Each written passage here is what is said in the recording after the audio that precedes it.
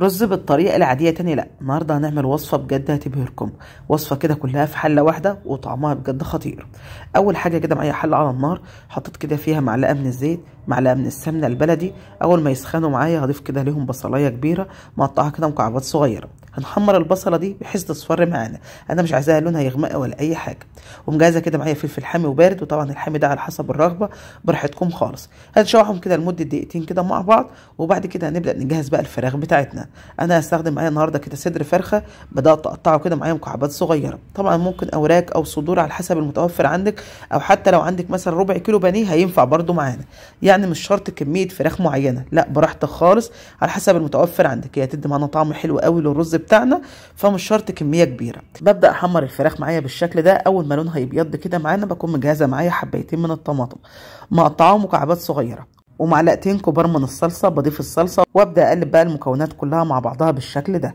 الموضوع سهل وبسيط ومش هياخد معاكم اي وقت خالص، والطعم في النهايه عايزه اقول لكم بجد هيبهركم.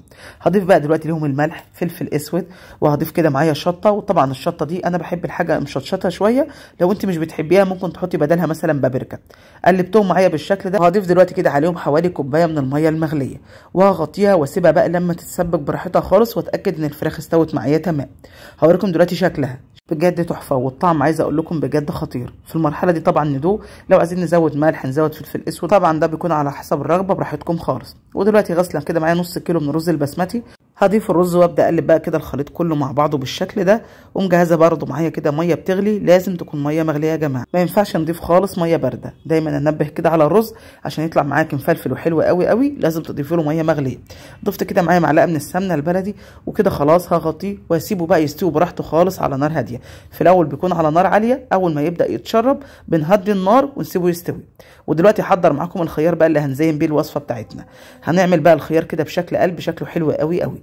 بنعمل ايه بقى؟ بنجيب الخياره ونقطعها كده بالسكينه بالورب، وبعد كده بقسمها نصين. شايفين البساطه؟ وبتدي شكل حلو قوي قوي.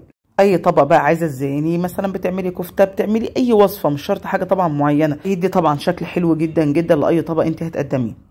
هنشوف بقى الرز بتاعنا. الرز عايزه اقول لكم بقى استوى، وما شاء الله طعمه حلو قوي قوي يا جماعه. طبعا انا في المرحله دي كده بقلبه وبشوفه كده هل هو محتاج ميه تاني مثلا او لا.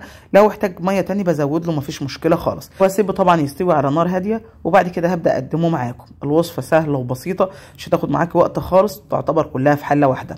بحط لكل واحد كده بولة رز وطبق سلطه خضراء، مفيش اكتر من كده، مش محتاجين جنبه اي حاجه تاني او مخلل، طبعا ده على حسب الرغبه براحتك خالص.